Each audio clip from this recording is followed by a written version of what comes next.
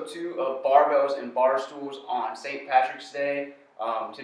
This evening, we'll be talking about NCAA and IHSA March Madness. We have our guest, Evan Thomas, here. How's it going? He is an alum from Peoria Emmanuel High School, and he has a very, very good knowledge of basketball, about high school athletes and college as well.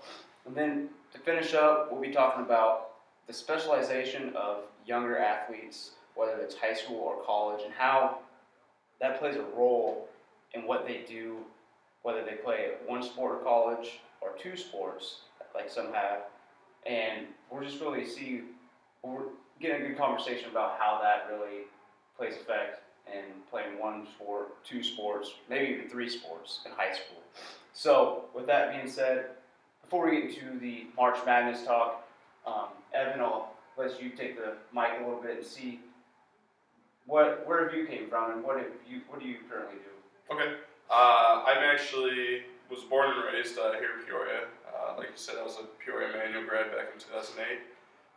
Originally, kind of going back to the multi-sport thing, I know we're doing that later, but I was played basketball, football, and golfed as well. But for the last 8 years, on the side, I've been a high school basketball scout. So with that, graduated from Peoria Emmanuel, obviously one of the better, more well-known basketball programs in the state. Got into scouting, started with a website out of Chicago, and then it just kind of took off from there. Once I started working full-time, I didn't have as much time to dedicate to it, but I've maintained connects with coaches from as far west as California.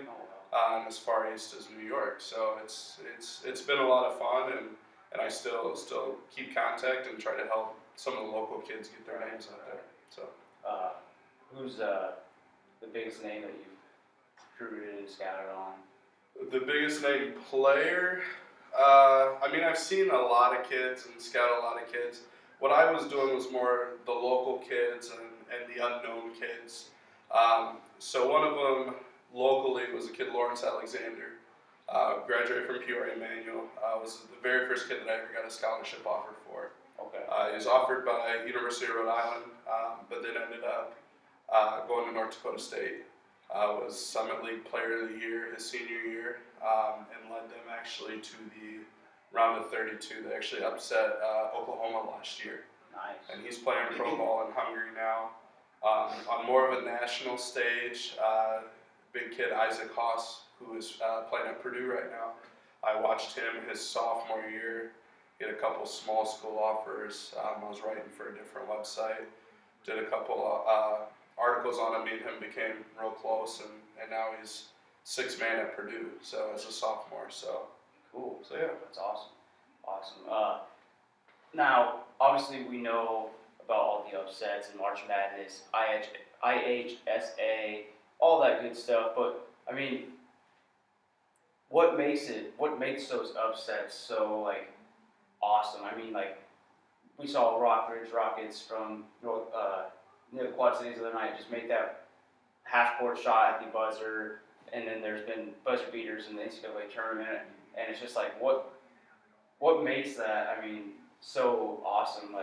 Have any of you ever experienced that? I know as a fan in the student section in high school, I've experienced it, but not as a player or anything like that. Yeah, see, I wasn't a basketball player growing up. I played middle school ball, so it really didn't matter back then. But yeah, I've watched it, but never been able to actually partake in it, I guess you can say. Gotcha. So, freshman year of basketball, we were playing. I want to say it was a team from St. Louis.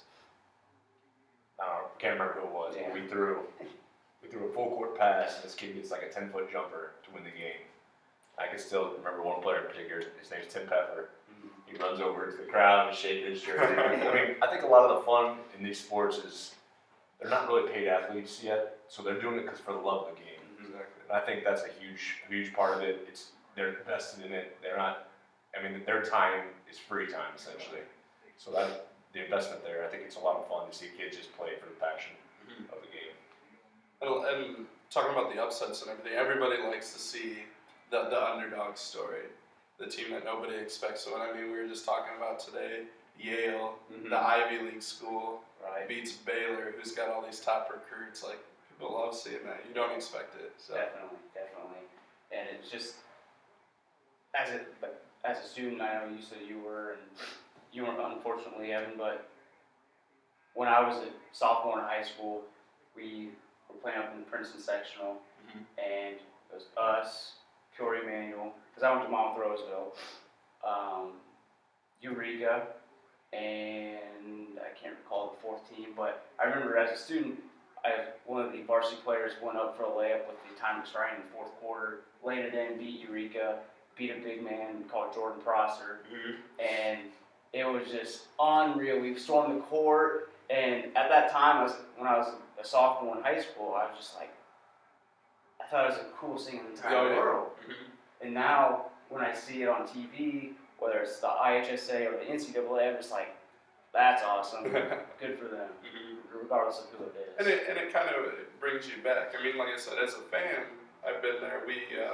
Our basketball team made it to state my senior year of high school. They actually lost to, I can't think of who we lost to. We got second to state that year, though. But just as a fan, we actually played in that same Princeton sectional that year. Yeah. Because Monmouth Roseville played Peoria Manual. Yep. We were winning up until about I think it was near the end of the third quarter, actually. And I know one of the big well, I guess it wasn't an upset. Fieldcrest was undefeated. This was actually a couple years after I graduated. Fieldcrest was undefeated. Manual goes and gives them their first loss in the state tournament. So, I mean, seeing them go on, I mean, the excitement of all these games, like, it's just, you experience that when you're in school, but then you see it on TV or you're at a game like when we were at the Metamora game the other night. It just kind of brings you back to when you were in high school. You can kind of relate to it. You see how happy all these kids are, and brings back those memories. And brings up a good point. If you're listening and you're in high school or college, don't take those games for granted that, I'll just go to the next one. Go to all the games. It's fun. It's a good time with your friends. And, I mean, you won't ever go to high school or college. Well, you might go to college again, but you won't go to high school again. Yeah. So definitely take advantage of that, especially if even if you're an athlete in a different sport, just have some fun with it for sure. Yeah, cherish it because you only get to do it once, like you said. For sure. A lot of good memories. Now, back when you guys were in high school, was that still a 2-class system or was it a 4-class system already? We were, I want to say, my sophomore year. I graduated in 2008, so it was like my sophomore or junior year when they switched to the 4-class system, I believe. Yeah, when I was there, it was a 4-class. 4-class. Yeah, we were 2A. No, 1A maybe. I can't recall. Yeah, manual was 2A. We had pretty low enrollment, so we were 2A, and they were 2A up until this year or last year. They actually petitioned to get moved up. Oh, I right. had to play 3A, and now they're in the state tournament this year. So That's in awesome. the Final Four. And who else is in that 3A? Is Simeon in 3A? Simeon's 4A. In the 3A tournament, you have Lincoln Way West, who plays Manual tomorrow. Obviously, Peoria Manual. Altoff from Belleville. They have a couple top recruits. One kid who's top 50 in the country. And Belleville is playing. Oh, it's going to bug me now. Can't think of who Belleville has. But then 4A, you have Simeon. I believe St. Joe's is 4A. They might be 3A. I'm drawing a blank on Yeah, it's all good. who else they have. But yeah, for the most part, that's it. It's awesome. So the big excitement tomorrow then for Class 3A Manual in Central Illinois coming from there. Yep. There's a lot of excitement around town that Manual's going to be down there. Yeah. So, expecting big things from them, or what are you thinking? I'm real confident. I'm happy. They're a fun group to watch. They're a young team.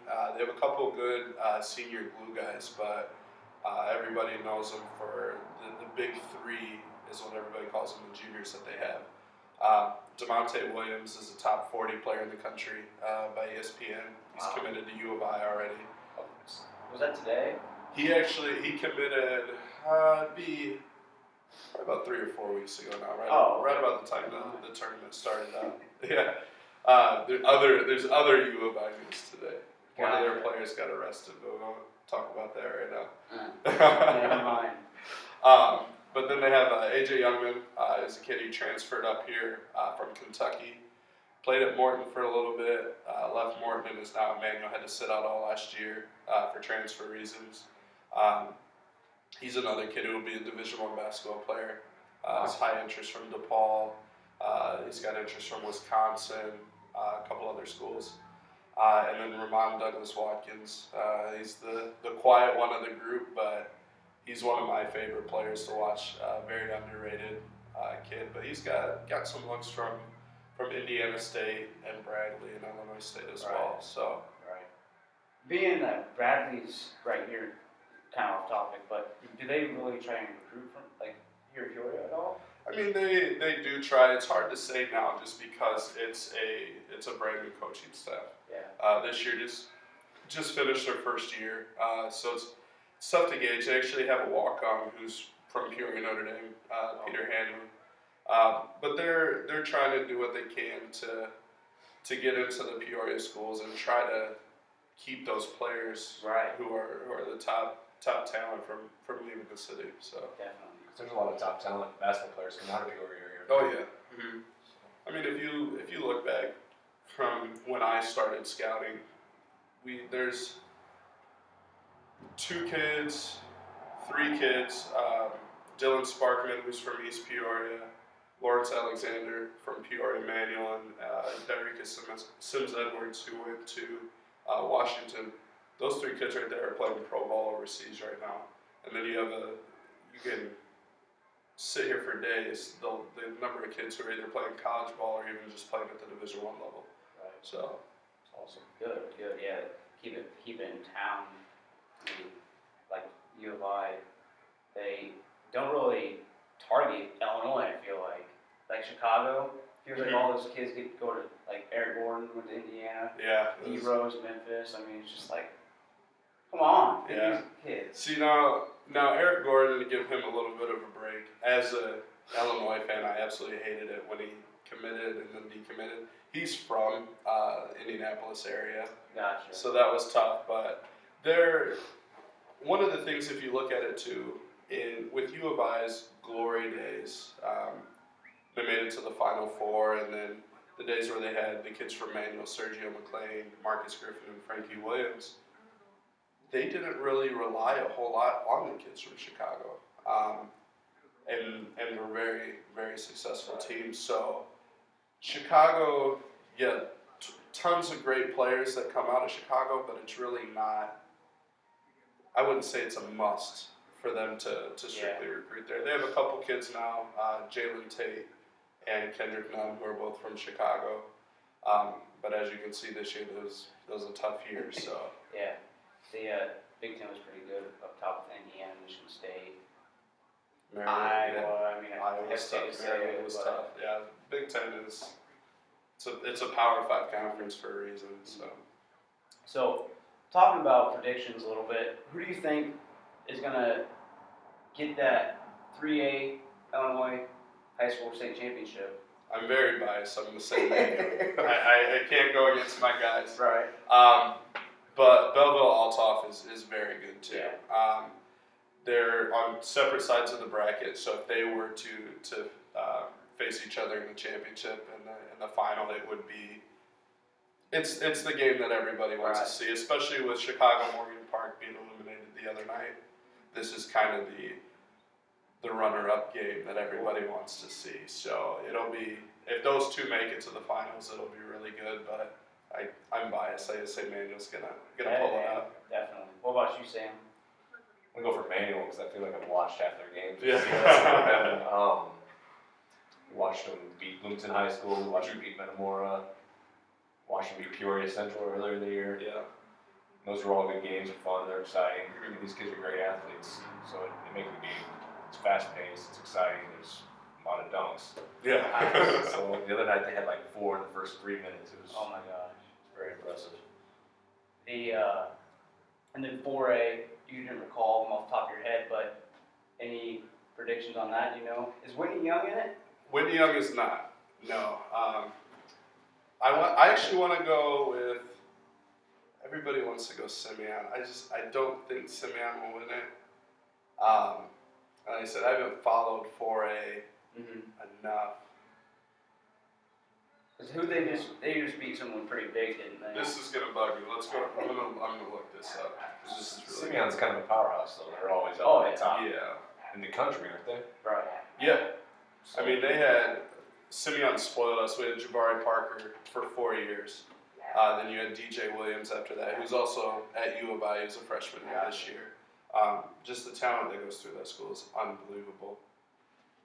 And in Chicago basketball in general, I mean, you've had kids like Jalil Okafor, who's at Whitney Young, was the third overall pick this year, second overall pick by the Sixers.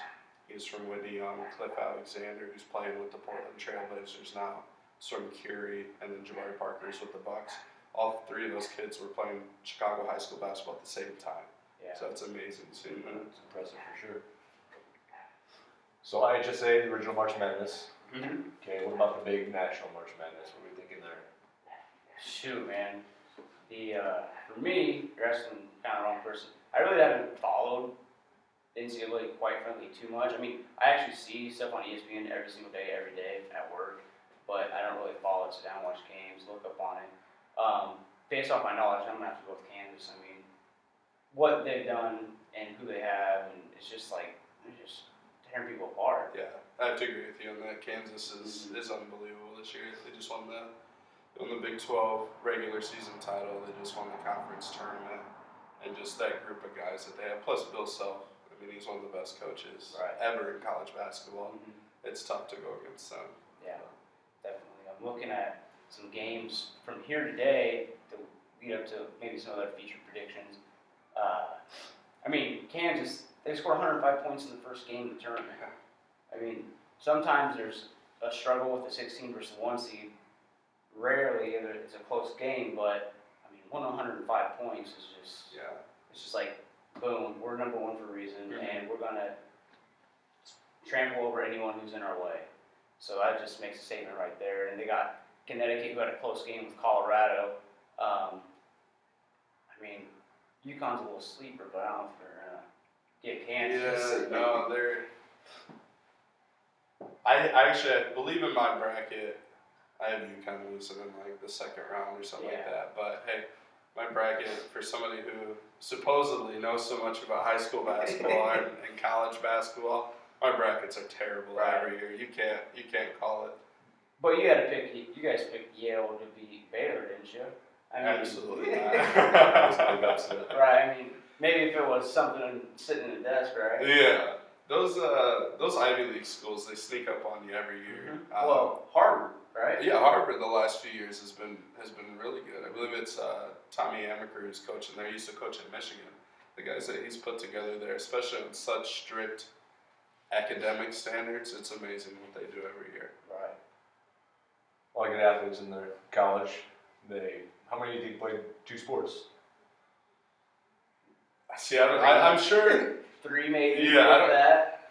I keep going back and forth on it. The way AAU basketball is now, it's got kids really focusing on one sport, but there's a lot of, I would say the guys at Yale, usually their resumes, they're very well-rounded people in general, and usually those are the kids who are doing more than one sport, at least in high school. So I would say there's more than what you think, just because these top athletes have to stay in shape somehow. Right, so. Definitely. I know there's a memory in my head that someone told me that, can't remember what coach it was, but he goes after kids who do not specialize in just basketball. He's at Florida school, I believe. Wasn't it like Florida State or? Could have been, Florida State or Miami, I feel like, but. He only goes after kids that did 3 sports, 2 sports, whatever it is in high school, which, I mean, in my opinion, you learn different things for different sports. Yeah, and you're around different coaches too. Right. So that shows you can mesh with different personalities and things like that. So I guess it's less of it's almost less of a risk for these college coaches recruiting these kids who are more well-rounded because they haven't been stuck with one person their whole life. So that's true. Yeah. Is specializing a problem then? I would say yes and no. I mean, there's two sides to it. Some of these kids, the time that they're putting in training on the sport, whether it's basketball, whether it's baseball, football, any sport, the time that's put in to become a top-notch athlete, some of these kids, if they didn't put in that time and maybe they had an off season or were playing another sport, maybe they wouldn't be as good as what they are. So, but at the same time, like we were talking, those kids who become more well-rounded because they've had multiple coaches. They've been put in different scenarios that you might not see all the time in certain sports.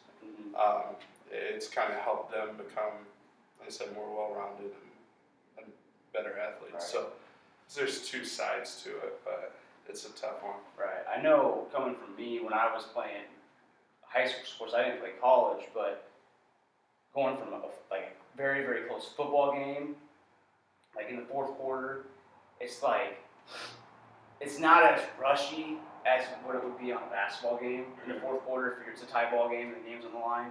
Football, I feel like it's a lot more calm. You learn to calm your nerves in that aspect. But in basketball, I mean, I wasn't the best basketball player either. But it's just like, holy smokes, we gotta dribble, shoot, and get back on D. It's just like so much faster. And baseball is kind of similar to football in the aspect of control, calming your nerves a little bit, and just making a smart play. I would say basketball. I mean, you still have to calm your nerves and all that, but it's a controlled chaos, I guess you could say. Yes. So, yeah, just a lot more fast-paced, like you're saying, but a controlled chaos. Yeah. A different kind of mental toughness, I guess you could say. It is, definitely. I know, Sam, you played two sports in college. I did. But, I mean, for football and then basketball, I guess you were injured in football. You were injured before you started playing basketball, correct? I got injured after my freshman year, so I played basketball and football my freshman year at Erie College. Go Red Devils. So I played basketball and football, wrecked a motorcycle. I tried to come back and play basketball, took football off, and then get hit in the head. But ended up quitting basketball and going back to just football junior and senior year. I don't know, like two-sport athlete it was fun because you're always around different people. I mean, it was a small school, so everybody knew each other, but at the same time, you had that tight-knit group of people, like football team and basketball team. It was good to be well-rounded, I guess is the best way to put it, like you guys said. I mean, what you just mentioned, fun. It was fun to do both sports, not just one. And you probably got in a little rut sometimes where it was a drag, but I'm sure doing football and basketball and whatever you did after that, or for your off season, was probably switch things up a lot. I can tell you for sure, going from football where you run, I think it's like 3.8 seconds on average. Yeah. Then you get a 30-second break. Going to basketball, Coach Brewer tried to kill us, I'm pretty sure. He had us running a lot, or at least it felt like a lot. The basketball guys handled it fine, but coming from football where I barely ran to running all the time, it was a challenge, but it made it fun, I think. Now, let me ask you this. When you were coming from football to basketball, because I saw this at Mom's College a lot with those guys, the football and basketball players, they just push guys around, man. Like, it was just like you're putting a bull in a cage, a 4x4 cage, and he's just going after it, and not even worrying about the fouls. I think that's what made it fun for me, is I think I was a rougher player. You'd have to ask some of the guys what they thought about it. I think I played a little bit rough. I remember I felt like I was like guarding our centers, because I think we had 3, 6, 8 kids my freshman year. So I got to play around with one of the seniors. It was fun, like battling down the post. That's what I loved. I think we talked about last week that wasn't really the best basketball player. So skill-wise, I wasn't good, but I could mix it up a little bit down there. Get some rebounds, play some defense. So big old bruiser down there. Yeah, exactly. All big, but yeah, that's awesome. I mean, having fun and being able to do things with friends in different sports. I mean, I love it. So that's what I love it. I mean, probably wasn't good enough to specialize, but it is what it is. Talking about cross sporting. I mean, you got Nate Robinson, who's trying to go to the NFL now. You have AI, who was like a All-American football player in high school. Greg Paulus went to Syracuse to play football after college basketball. Then Julius Peppers, Deion Sanders, Bo Jackson, Michael Jordan. He played baseball. It is what it is. We'll count that one. He played. Evan mentioned Marcus Pollard and Antonio Gates, and then Jimmy Graham went from basketball to football, just like a few of those other guys did. So, the specialization, you look at that list, and those are world-class athletes right there, some of the best to play their sport, and kind of like, if you specialize now, you almost get burnt out. I think of Derrick Rose right off the top of my head. Yeah, that's true. And Some of these guys get too complacent. Well, like you said, it kind of mixes it up for you. It keeps it fresh for you. Playing multiple sports. So. And for you, same example, you probably got stronger. Your body overall from playing football, Right. taking those big hits as opposed to just playing basketball from 15 years old up to maybe 25. Stuff's going to break down. Ligaments are just going to get worn down from lateral movement and all that good stuff. That's the big thing about it. Take care of your body again. Mm-hmm. So even if you're playing year round, you got to have some off season. You got to have some off time and rest of the body. You're seeing a lot of non-contact injuries in football. Is that for maybe specializing too much, or is it the same movement? You're not a well-rounded athlete. Right. Who's to say, really? They don't. Probably too much celebration, quite honestly. No, I've seen a few of those injuries. no, that's a good question. Kept going up for a pass and coming down awkwardly, land on their ankle, injuring their knee. But those athletes, they're becoming so strong and so explosive. They jump 3.5 feet in the air, come down just a little awkward. You would know this. It can cause a lot of damage. And you can also talk about the field of play, the turf, the fake grass, whatever they do now. So many. A lot of different factors that go into it. But that just brings a thought. Went to play college baseball. I had 2 knee surgeries that cut my career short, but it makes you think these kids who are specializing, say Sam, when you were in college, you played 2, you're working different muscle groups. So, versus having, like I said, like you're talking Derrick Rose, he's working the same thing all the time. Right. There's muscles that he doesn't have to use for basketball. Where if you play football, there's other things that you're strengthening to take us back to, we've said it a million times, you're becoming a more well-rounded athlete. Yeah. The muscular system just fires so much differently in different sports as opposed to trying to run over a person as opposed to landing off a layup and getting budged just a little bit. It's crazy what the sport differential is. Looking at this list of players, Nate Robinson, man, what is he, 5'8"? If that, yeah. And I'm he's good there. And he's going from basketball, which some people argue is the most athletic people in the entire world, and they probably are. And he's going to play football, which I don't even know what position he's trying to play. Yeah. What does anyone know what he's trying to do? Just anything? I have no clue what he's trying to do. He played football at the University of Washington in college. He was very good, wasn't he? Yeah, but I don't recall what position he played. I think he was running back. You think he was a running back? Yeah. I think so. Which I can see that. With his size, I'm sure he's quick, but he's built like a bowling ball too. So could be a return man. He's pretty quick. Yeah. So a couple options there. That'll be interesting to see. I know there's a lot of pictures going around of him in a Seahawks jersey that somebody put together, Photoshop, but it looks like a football player. So stocky. Yeah. Definitely. We've wrapped up, talked about a lot of the things, NCAA, IHSA, March Madness. Anything else to add to that, you think? Indiana, I didn't catch their score, but they're up by about 15 or 20, I believe. It looks like they won. They're interviewing Yogi Ferrell here. So I would guess they won. Yeah. And then they probably have Kentucky next. That's going to be a good matchup. A lot of talk about how that region, you got Indiana, Kentucky, UNC, Xavier. There's another decent team in that 16 team. Field, Yeah, that it's region, just- it's a tough. It's just like they stacked it, man. Yeah, In my opinion, I think Indiana is a much better than a 5 seed. But I mean, they turned it on late. They struggled a little bit early in the season, which I mean, it could have played to their advantage getting the 5 seed. that's true. They're not expected to beat some of the teams that they face, Right. so And if they make it to that point where they're playing a Kentucky or something like that, so yeah, and I think UNC will play Providence, maybe. I think it was Providence. Is that who it is? So that, I mean, is UNC beatable for Kentucky or Indiana to beat that next matchup? oh for sure. Yeah. Well, let's see who else do we have here. This is the Kansas. There's it. So Florida Gulf Coast. I think North Carolina is beating them right now, but playing Providence next. Or That's USC too. yeah, or USC. I'm jumping to conclusions. I think Providence is going to win.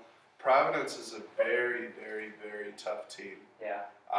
They have some NBA caliber players who, depending on the night, if they show up to play, they'll compete with anybody in the country. So. And heck, I didn't even realize Kentucky was playing tonight. I thought they were tomorrow actually, but they were talking about Stony Brook being a little bit of a challenge for Kentucky, right? Stony Brook's always sneaky. Really? They're in the tournament all the time. Nobody knows who they are because they're playing in some small school out east, and they've surprised some people in the past. I'm not sure. I want to say they beat somebody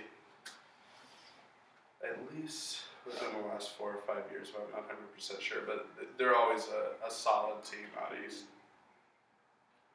I'm interested to see how Xavier does. I believe, did Xavier get a 2 seed? Yep. One of Xavier's players actually, I wouldn't say a local kid, but from a little further south here, Springfield. One of their guards, Larry Austin, plays at Xavier, so I'd like to see them do well Definitely. too. From the central Illinois area. Exactly, yeah. There's a list I was reading yesterday. It's amazing you have all these teams in the tournament, 68 teams in the field, and there are something like 51 players from the state of Illinois who are in the NCAA tournament. Illinois is one of the best states in the country for producing high quality basketball players. So I think that's pretty impressive. Definitely. And then the IHSA we talked about, Jordan Manuel, and you think Simeon would take that 4A? Probably, yeah. I didn't get that list up of who else is in that 4A, but you can't go against Robert Smith. Right. One of the best coaches in Illinois high school history.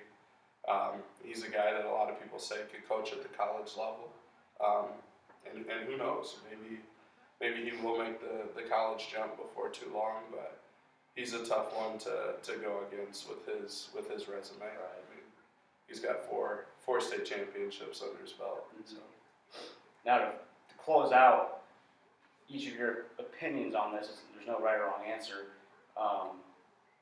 For specializing in sports, do you think there's a line where someone should specialize, or should people, if they're really good at it, be in one sport, or should some of these high school kids try and do 2 or maybe 3 sports?